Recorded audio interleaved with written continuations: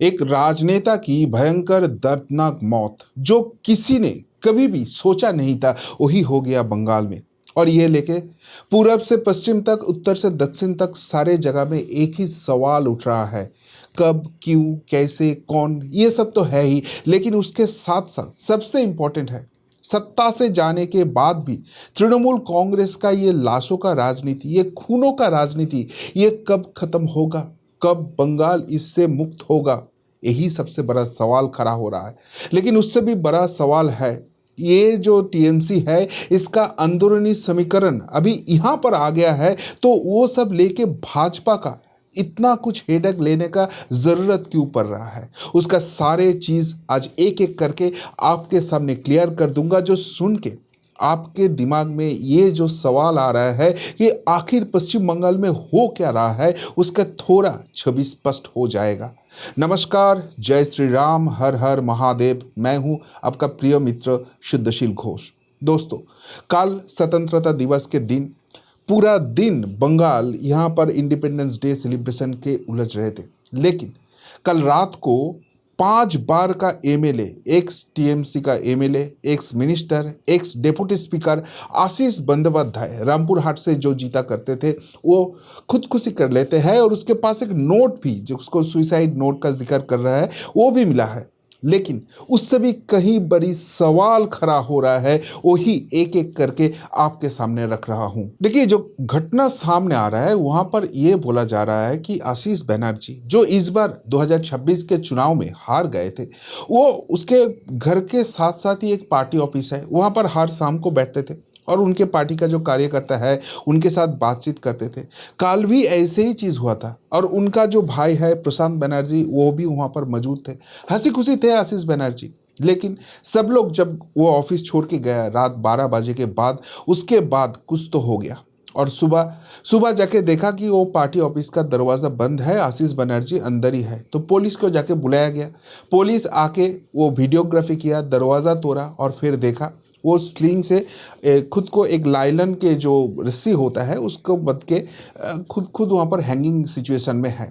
तो सब लोग तो चौंक गए कि भाई ऐसे कैसे हो गया है। और फिर पुलिस वहाँ से एक नोट भी बरामद करते हैं, जिस नोट में ये लिखा है कि मैं कभी किसी करप्शन के साथ युक्त नहीं थे, लेकिन जो अभी हमारे साथ हो रहा है वो मुझे सह नहीं जा रहा है। शायद मेरा पॉलिटिक्स में आना ही गलती था। ये आशीष बनर्जी एक्चुअली एक अध्यापक हुआ करते थे और उसके बाद ममता के हाथ पकड़ के ये पॉलिटिक्स में आए। उसके पहले स्टूडेंट पॉलिटिक्स में भी थे और वरिष्ठ मंत्री भी हुआ करते थे। और फिर उन्होंने बोला कि ये सब जो हुआ ये बहुत इंसल्टिंग लग रहा है और मेरा जो ये डेथ है इसके लिए कोई रेस्पॉन्सिबल नहीं है। तो एक नज़र से देखा जाए तो ये लग रहा है कि खुद को ही वो ख़त्म कर दिया है।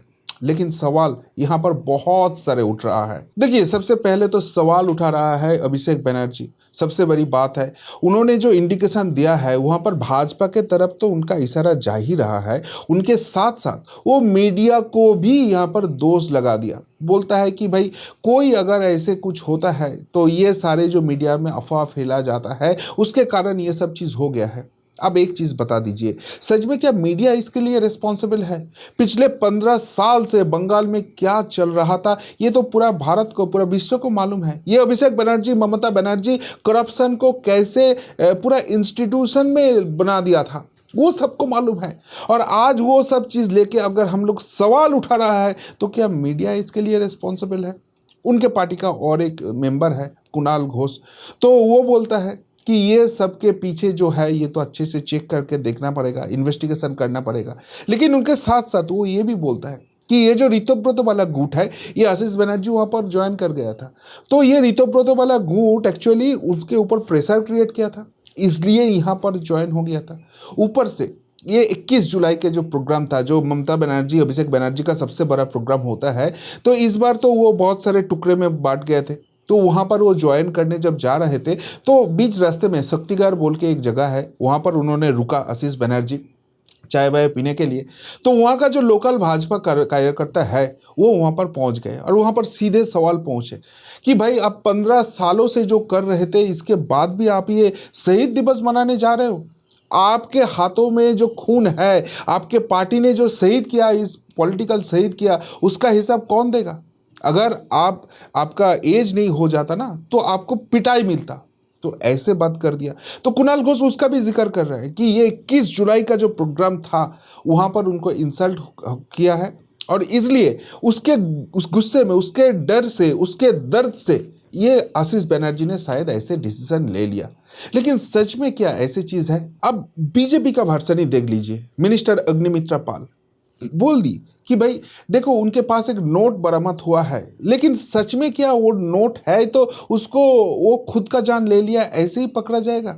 यहाँ पर तो दूसरे एंगल भी हो सकता है, कोई शायद उसको जान ले लिया है और बाद में ऐसे नोट वहां पर छोड़ दिया है। पूरा एंगल तो इसका इन्वेस्टिगेशन होना चाहिए। जो आशीष बनर्जी रामपुर हाट का एमएलए हुआ करते थे, उस रामपुर हाट से इस बार बीजेपी का ध्रुव साहा उन्होंने वहां पर जीता है। तो ध्रुव साहा ने बोला कि देखो यहाँ का जो रामपुर हाट का जनता है इस बार भाजपा को भारी बहुमत से जिताया, ऑलमोस्ट 24,000 वोट से हम जीते हैं। लेकिन ये आशीष बनर्जी मेरा ऑपोजिशन हो सकता है लेकिन बहुत ही रेस्पेक्टेड पर्सन था और उनको जब मैंने हराया मैं खुद उनके घर गए थे, उसके पैर पर हाथ छू के मैंने प्रणाम किया है और उसको वही रिस्पेक्ट दिया। मतलब अभी सारे दिशा में जो डीम थेरापी, एक थेरापी, अंडा थेरापी चल रहा था, ऐसे कुछ कांड ये आशीष बनर्जी के साथ नहीं हुआ था। बीजेपी से वहां पर उनके ऊपर कोई आउटरीच नहीं था। और सबसे बड़ी बात है, जो बीजेपी का प्रदेश सभापति है समीक भट्टाचार्य जी, उनका क्या मानना है? वो बोल रहा है कि देखो आप अगर सद लोगों के साथ रहोगे तो आपके साथ अच्छा होगा, अगर आप बुरे लोगों के साथ रहोगे तो बुरा होगा। ये 15 साल से जो चीज हो रहा था, ये आशीष बनर्जी उसका भी जिक्र किया कि पार्टी के अंदर बहुत सारे खराब चीजें चल रहे थे लेकिन मैंने कभी प्रोटेस्ट नहीं कर पाया। तो क्या उसके अंदर ही कुछ ऐसे चल रहा था जिसके कारण ये 15 साल से ये सारी चीज उसने उसका प्रोटेस्ट नहीं कर पाया, तो अभी ऐसे डिसीजन ले लिया? ऐसे बहुत सारे सवाल हो रहे हैं। तो इसके मतलब ये सीधे सीधे खुद को ही फांसी लगा लिया, ऐसे कोई डिसीजन नहीं ले सकता है। इसके बहुत सारे एंगल है और अगले जो दो बात मैं करने जा रहा हूं वो सबसे चौंकाने वाला होने वाला है। पहले बात तो तृणमूल कांग्रेस का ही अभिषेक बनर्जी या कुणाल घोष जब जिक्र कर रहा है, जब भाजपा की तरफ उंगली उठा रहा है, तभी उनका पार्टी का ऋतुव्रत जो अलग से भी ग्रुप बना लिया है, वो क्या बोल रहा है? वो बोल रहा है कि देखो ये पिछला 15 साल से ममता बनर्जी, अभिषेक बनर्जी ने जो पाप किया है उसके कारण तृणमूल कांग्रेस हो वो अच्छे है बुरे है कोई नहीं जांच कर रहा है। तृणमूल है मतलब ममता के पार्टी से है मतलब ये गलत किया है। तो लोगों के बहुत सारे आउटरीच है, तो हमारे अंदर बहुत फ्रस्ट्रेशन अभी जनरेट हो रहा है।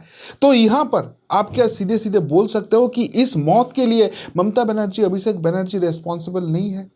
जो उनका वहां पर लोकल एमपी है जो अभी एनसीपीआई में ज्वाइन कर गया, असित माल, वो ये सारे दिशा में नहीं बात किया है, लेकिन इसमें भाजपा का कोई हाथ है ऐसे मानने के लिए तैयार नहीं है। लेकिन जो पिछले 15 साल से ममता बनर्जी, अभिषेक बनर्जी की नेतृत्व में हुआ है वो गलत हुआ है, उसके तरफ उनका इशारा जा रहा है।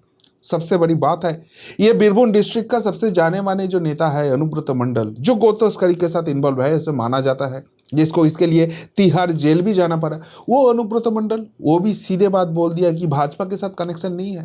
वो एक बखाटे चेले का नाम लेता है। बखाटे चेले मतलब जो खराब काम करते हैं लेकिन पार्टी उसको बहुत प्यार से रखते हैं जी, जो तृणमूल कांग्रेस का बेसिकली वोट मैनेजर होता है उस तरफ इशारा करते हैं कि पार्टी के अंदर ऐसे बहुत सारे लोग थे जिसके कारण आज आशीष बनर्जी का ये हाल हो गया है। और आपको याद रखना पड़ेगा, ममता बनर्जी जब किसी भी जगह में सभा करने जाते थी तो वही बात के जिक्र करते थे कि ये बौखाटे छेले, ये दुष्ट छेले ही मुझे चाहिए, क्योंकि वोट के काम में ये लोग ही आते हैं, मुझे अच्छे बंदे नहीं चाहिए। तो अभी क्या अनुब्रत मंडल भी ये एक्सपोज कर दिया कि ममता बनर्जी का जो पॉलिटिकल स्ट्रेटेजी था उसके कारण ही इस राजनेता का मृत्यु हो गया। मतलब सवाल के सामने ममता बनर्जी को खड़ा कर रहे हैं उनके ही पार्टी लोग, ये सवाल के सामने अभिषेक बनर्जी को खड़ा कर रहे हैं उनके ही अपना लोग। तो इसके मतलब बात तो सीधी नहीं है। लेकिन इससे भी इंपॉर्टेंट बात यह है, तृणमूल कांग्रेस का नेता जो भाजपा की तरफ इशारा कर रहा है उस हिसाब से देखा जाए तो इनके जो लोकल एमएलए है ध्रुव साहा, वो खुद बोल दिया कि मैं इनको रेस्पेक्ट करता था, वो मेरा अपोजिशन हो सकता है लेकिन रेस्पेक्टेड पर्सन था, एडुकेटेड पर्सन था। तो वहां पर लोकली तो उसको उसके ऊपर भाजपा का कोई आउटरीच नहीं था, कोई अंडा थेरेपी नहीं है। तो लोकल कुछ इंसिडेंट के कारण उसके अंदर ऐसी चीज हो रहा है, ये तो नहीं मान सकते हैं। दूसरे बात आ रहा है जो 21 जुलाई का प्रोग्राम, तो अगर 21 जुलाई किसी को ऐसे इंसल्ट किया गया है तो उसके बाद वो क्या 15 अगस्त तक वेट करेंगे ऐसे डिसीजन लेने के लिए? जब ऐसे इंसल्टिंग इंसिडेंट होता है तभी तो सबसे ज्यादा मन के अंदर कुछ चलता है। इतने दिनों बाद वो क्यों डिसीजन ले रहा है। और अगर ऐसे ये चीज से वो नाखुश रहा था तो कल शाम को भी जब अपने पार्टी के कार्यकर्ता के साथ वो बैठक कर रहे थे, ऐसे हंसी खुशी कैसे वो रह सकता है। क्यों किसी को दिमाग में ये नहीं चलेगा कि ये इतना बड़ा डिसीजन लेने जा रहा है। अब देखिए यहाँ पर एक सवाल सबसे ज्यादा खड़ा हो रहा है कि तृणमूल कांग्रेस को अभी पॉलिटिकल माइलेज चाहिए। उनको पॉलिटिकल माइलेज के लिए ऐसे एक लाशों के राजनीति करना चाहिए, क्योंकि हर दिशा में वो बिखर चुका है। पार्टी टुकड़े टुकड़े हो रहा है, उनके साथ जनता नहीं है, उनके साथ नेता नहीं है। कोर्ट में जाके कैसे भी उसको प्रोटेक्शन मिल रहा है, लेकिन कभी भी किसी भी वक्त ये प्रोटेक्शन उठ जाएगा तो जेल में जाना पड़ेगा। और सबसे बड़ी बात है, ये सब कुछ हो रहा है ये लेके जनता का जो सेंटिमेंट उसके एगेंस्ट में ही जा रहा है। जनता ये पूछ रहा है कि और भी ज्यादा क्यों नहीं हो रहा है। तो ये सारे सिचुएशन से अगर आपको दिशा बदलना है, अगर सबका नजर हटाना है, तो ऐसे एक इंसिडेंट कर दो जिसको लेकर कंट्रोवर्सी हो जाए, भाजपा को थोड़ा मुश्किल में फेंक दो, तो वही वाला चीज होता है। क्यों ये सवाल उठ रहा है, इसके दो मेजर कारण है। नंबर वन कारण है, ममता बनर्जी को हमने हमेशा से ही देखा है ऐसे लाशों के राजनीति करने के लिए। जब वो अपोजिशन लीडर थी तब ये सिंगूर में तापोसी मालिक से लेकर बहुत सारे ऐसे इंसिडेंट हुआ। जब भी ऐसे लाश मिलते थे वो सीधे कलकत्ता लेके आ जाते थे और कलकत्ता में प्रोटेस्ट रैली निकालते थे। तो मतलब ये लाशों के राजनीति विरोधी नेत्री होने के बाद ममता बनर्जी को बहुत जरूरी है। और दूसरी बात है, इनके पार्टी का ही एमएलए मदन मित्र, उन्होंने तो सीधे बात बोल दिया कि इनके पार्टी का नेता अभिषेक बनर्जी वो ऐसे खून खराबा का राजनीति करते हैं और इसके लिए उसको कुछ फिक्र नहीं पड़ता है। जब भी जरूरत पड़े वो खुद का पार्टी का हो दूसरा पार्टी का हो ऐसे कर दे। और इसलिए अभिषेक बनर्जी ने उसके ऊपर लीगल नोटिस भी भेजा। मदन मित्र बोलता है कुछ फर्क नहीं पड़ता है। तो इसका मतलब उसके पार्टी के अंदर से ही ऐसे इशारों आ रहा है कि ऐसे चीजें उनका जरूरत है। और सत्ता के आने के बाद ये आशीष बनर्जी क्या था, वो तो हार गए थे पहले बात। दूसरी बात है, ये ममता बनर्जी के साथ भी नहीं थे। जो अभी बीजेपी के फेवर में आना चाहता है वो ऋतुपति गुट के साथ थे। तो ये आशीष बनर्जी के साथ क्या प्रॉब्लम हो सकता है कि आशीष बनर्जी का लाशों का जरूरत भाजपा को पड़ेगा। यही तो सबसे बड़ा सवाल उठ रहा है। लेकिन इससे भी बड़ा सवाल और भी खड़ा हो रहा है। कहां पर तृणमूल कांग्रेस की तरफ इशारा जा रहा है आपको मालूम है। कल जब इस साइड आशीष बनर्जी का ये इंसिडेंट हो गया तब उनके दूसरे साइड नदिया डिस्ट्रिक्ट का नकासीपारा, वहां पर एक कांग्रेस लीडर और उनके बेटे को बेरहमी से मारा जाता है। वो कार से अपना घर आ रहा था, उसको कार को रुका जाता है, पहले उसको गोली किया जाता है। वो जब भागने का कोशिश करता है तो उसको काट देता है। कौन करता है, इसके लिए कौन जिम्मेदार है, कौन इसके लिए अरेस्ट होता है? तृणमूल का पंचायत का लीडर, पंचायत का जो प्रधान होता है वो अरेस्ट हो जाता है। तो इसके मतलब ये कांग्रेस अभी पश्चिम बंगाल में कुछ भी नहीं है। लेकिन जो नाकासीपारा का बात कर रहा हूं वो मुस्लिम माइनॉरिटी एरिया है, तो वहां पर भाजपा का इतना कुछ है नहीं। वहां पर कुछ भी उनको तृणमूल कांग्रेस को दिक्कत दे सकता है तो वो कांग्रेस है। इसलिए कांग्रेस के लाश उसने बिछा दिया, बाप बेटे को ऐसे बेरहमी से मार दिया। अभी सत्ता से जाने के बाद भी तृणमूल कांग्रेस ऐसे खून खराबा का राजनीति वहां पर करता है, तो ये वाला इंसिडेंट के भी क्या तृणमूल कांग्रेस से कनेक्शन नहीं है? ये सवाल तो सबसे ज्यादा है। ये सत्ता से जाने के बाद भी ऐसे करने का कैसे हिम्मत रख सकता है? अगर वो नोदिया में कर सकता है तो बीरभूम में क्यों नहीं कर सकते? दोनों जगह में कितना डिस्टेंस है। और सबसे बड़ी बात है, मेंटालिटी तो सेम वही तृणमूल कांग्रेस वाला है। लेकिन इससे बड़े सवाल यह है मालूम है कि जब तृणमूल कांग्रेस इंटरनल कंट्राडिक्ट से इतना बेलुझ गए है, जो कुछ नहीं कर पा रहा है, उस तृणमूल कांग्रेस को लेकर भाजपा इतना कुछ सोच क्यों रहा है? ये जो अच्छे तृणमूल बुरा तृणमूल, कुछ एमपी को लेके आओ, राज्यसभा में ये इक्वेशन करो, विधानसभा में टुकड़े टुकड़े करो, इतना क्या जरूरत है? बंगाल का जनता ये खून खराबा का राजनीति करने वाला तृणमूल कांग्रेस का विसर्जन कर दिया, खत्म कर दिया वो चैप्टर, और उसके बाद पॉलिटिकली इररिलेवेंट कर दिया। उनको लेकर इतना चर्चा करके उसको रेलिवेंट रखना, क्या यही सही स्ट्रेटेजी है भाजपा का? सवाल तो बहुत सारे दिशा में है। लेकिन एक अध्यापक, एक टीचर, एक अच्छे लोग ऑपोजिशन का राजनीति करते हुए भी जब ऐसे खुद का जान ले लेते हैं और उसके बाद एक नोट बरामद होते हैं और उसको लेकर इतने सारे कंट्रोवर्सीज होता है, तो सवाल तो उठता है कि सच में बंगाल कब इससे बाहर आएंगे, और इससे बाहर आना सच में बंगाल पॉलिटिक्स में पॉसिबल है क्या? आपको क्या लगता है? ज़रूर कमेंट बॉक्स के कमेंट करके बताइए। अभी के लिए इतना ही, फिर मिलते हैं बहुत जल्दी। नमस्कार, जय हिंद, वंदे मातरम।